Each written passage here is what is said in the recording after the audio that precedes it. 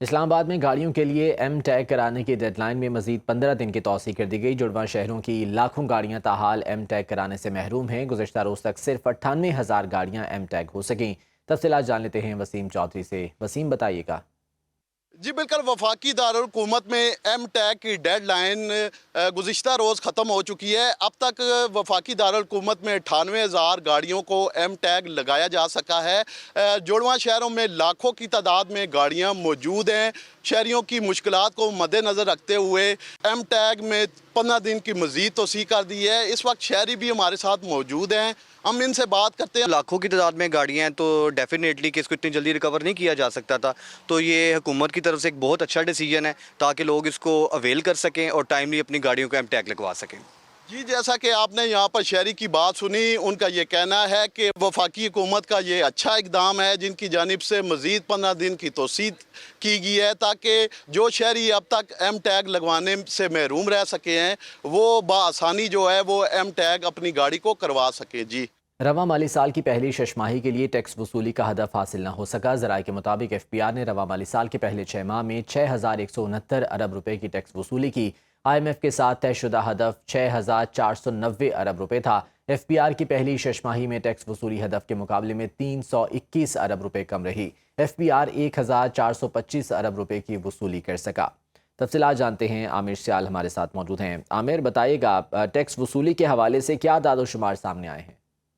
جی، جو F P R ہے وہ پہلے 6 ماہ میں جو ٹیکس ہدف مقرر کیا گیا تھا اسے حاصل نہیں کر سکا۔ یہ 300 ارب روپے سے زیادہ کی کمی ہے اور اسے پورا کرنے کے لیے ایف بی آر کو نئے اقدامات کرنے ہوں گے یا منی بجٹ لانا ہوگا۔ اب یہ آئی ایم ایف کو جو ہے اس کو یہ ساری صورتحال بتائی جائے گی۔ اگر آئی ایم ایف مطمئن ہوا تو حکومت جو ہے نئے ٹیکس اقدامات نہیں کرے گی۔ اگر آئی ایم ایف اس پہ اطمینان کا اظہار نہ کیا تو حکومت کو نئے ٹیکس اقدامات کرنے پڑیں گے، کیونکہ یہ 300 ارب روپے کی کمی خاصی زیادہ ہے اور اس ٹائم 200 ارب روپے کے ایسے مقدمات جو ہیں عدالتوں میں حال طلب ہیں اور اس سے بھی ریزالو کرنے کی کوشش کی جا رہی ہے تاکہ یہ جو شارٹ فال ہے اسے پورا کیا جا سکے۔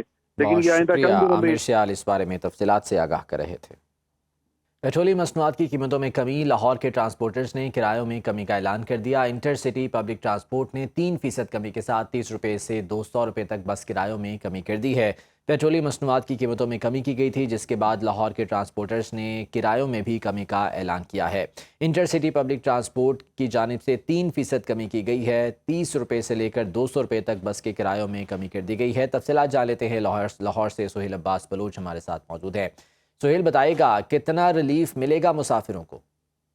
جی، یہ پنجاب حکومت کی جانب سے جو ہے وہ اس پر ایکشن لیا گیا ہے اور کرایوں میں کمی کے احکامات جاری کیے گئے تھے اور انٹر سٹی پبلک ٹرانسپورٹ نے کرایوں میں 3% کمی کر دی ہے۔ کرایوں میں کمی کا اعلان جو ہے وہ secretary R T A Lahore سے میٹنگ کے بعد کیا گیا ہے۔ فوری طور پر تمام بس کمپنیوں نے نئے کرایہ نامے اویزا کر دیے ہیں۔ کراچی کا جو کرایہ 5,150 سے کم کر کے 4,950 کر دیا گیا ہے۔ حیدرآباد کا کرایہ جو ہے وہ 4,800 سے کم کر کے جو ہے وہ 4,600 کر دیا گیا ہے۔ ملتان کا کرایہ 1,500 سے کم کر کے 1,450 روپے کر دیا گیا ہے۔ میاں والی کا کرایہ جو ہے وہ 1,800 سے کم کر کے 1,750 کر دیا گیا ہے، جبکہ مری کا کرایہ جو ہے وہ 2,370 سے کم کر کے 2,300 ہو گیا ہے، جبکہ سرگودا کا جو کرایہ لاہور سے ہے وہ 1,160 سے کم کر کے 1,130 کر دیا گیا ہے، جس کی باقاعدہ طور پر فہرست جو ہے وہ سٹی پبلک ٹرانسپورٹ کی نے جو ہے وہ کمی کی مکمل طور پر جو ہے وہ لگا دی گئی ہے، اویزا کر دی گئی ہے اور اسی کے مطابق ہوگی، جبکہ حکومت کی جانب سے مزید جو اوور آل ہے میٹنگ کے بعد فہرست جاری کی جائے گی کہ مزید عوام کو پبلک ٹرانسپورٹ میں کتنا جو ہے وہ ریلیف دیا جا سکتا ہے۔ جی ٹھیک ہے، بہت شکریہ سہیل اپڈیٹ کرنے کے لیے۔